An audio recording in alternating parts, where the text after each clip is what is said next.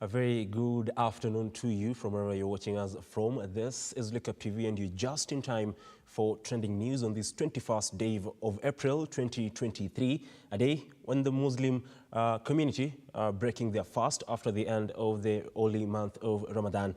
But we begin our bulletin this afternoon with those celebrations, and thousands of Muslim faithfuls in Isiolo County thronged various open fields for special prayers to mark Eid al-Fitr after the end of the holy month of Ramadan. Calls for political tolerance and peaceful coexistence among all Kenyans took center stage at the Isiolo Islamic Institute grounds, with Muslims faithful calling upon President William Ruto and former Prime Minister Raila Odinga to put the interests of Kenyans first and sort out any differences that they could be having in order to create room for development.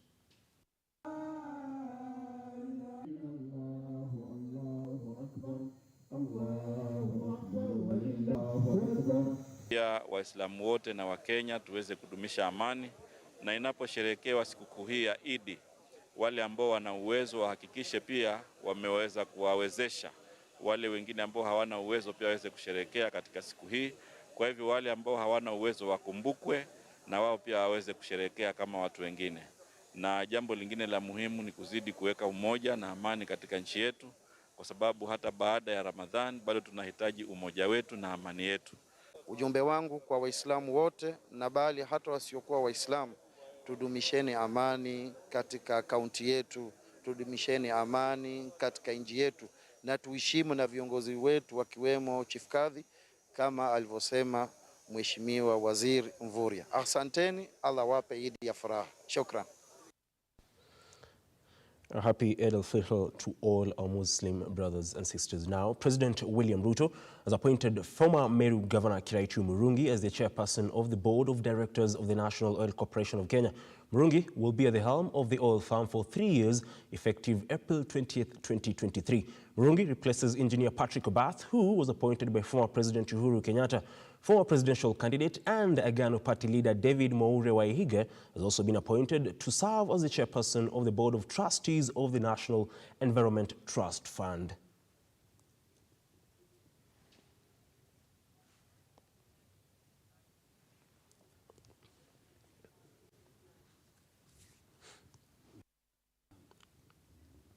Now, Deputy President Rigathi Gachagua on Friday met over 240 members of county assemblies drawn from the counties of Kiambu, Nyeri, Kirinyaga, and Nyandarua in the ongoing purge on drug and substance abuse in the larger central region.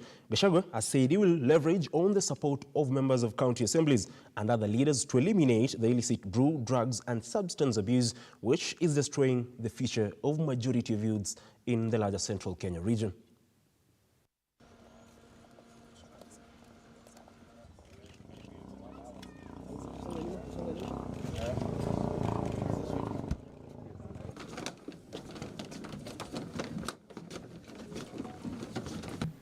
We are meeting here in furtherance of the meeting we had with the stakeholders in Nyeri a week ago to bring our 5 county assemblies within the region to ask for their support, because the concern that the president and all of us have is the same concern these leaders have.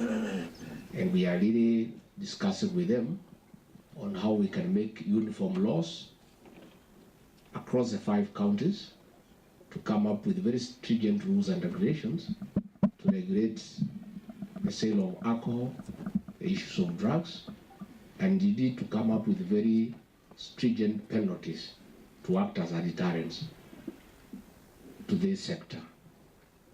We are concerned as the leaders from this region and for the whole country, really, that if we don't intervene, we can lose an entire generation.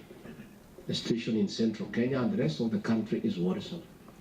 And we want to explain that why we have started here is because from the statistics from NACADA, this area is worse hit at 14%. Once we succeed here, and we must succeed, we'll use the interventions here as a model for the rest of the country. On to matters of health, and the Siaya County government has confirmed a cholera outbreak in the country, which has been reported in Rarieda sub-county and disclosed by Siaya Governor James Orengo in Uyoma at Mayuanda Health Center. residents are expected to take measures to avoid being victims of the outbreak. Now, moving on to other news is that a middle-aged man was brutally murdered and his body set ablaze by unknown thugs in the village of Gitogothi, Limuru constituency, Kiambu County, which left the residents anxious and scared. According to neighbors, they were woken up by a loud barking of a dog at night and then later saw the fire, but their efforts to extinguish the fire were in vain as the man is recognized as a Ugandan citizen by the name Samuel.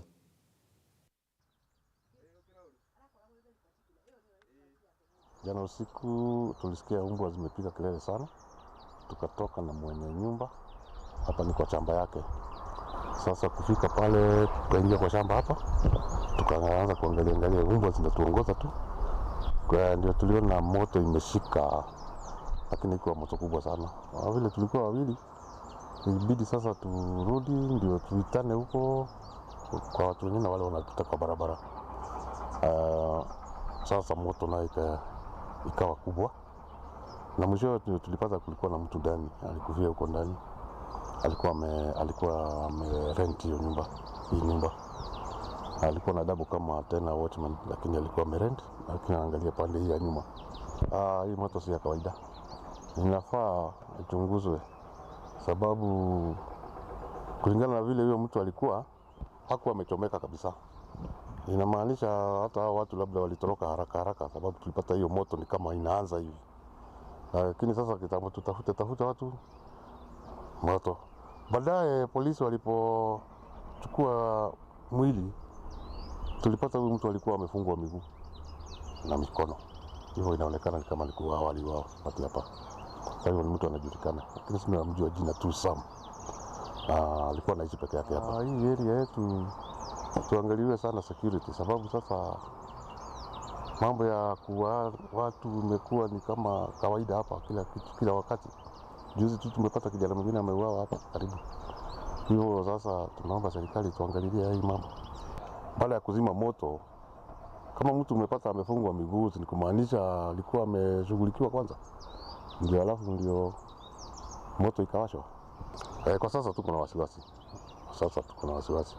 Kwa tunaomba tushughulikiwe na security. Thank you.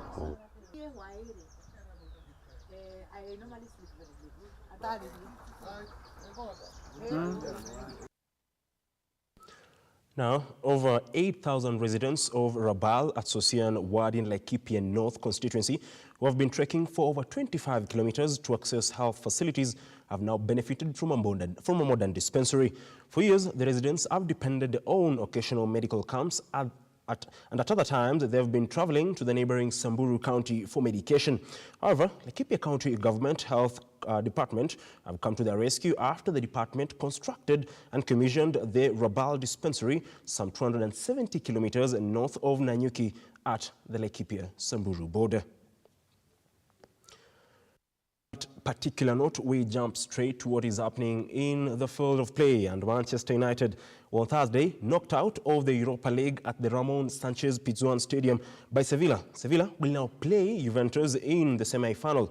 In other matches, AS Roma qualified after seeing off Feyenoord 4-1 on aggregate with 3 goals in the dying minutes of the game. البرازيلي يا سلام الله على كرة ملعوبة، كرة مرسولة إلى الأمام، حذاري من هذه الكرات، خطيرة المحاولة، الله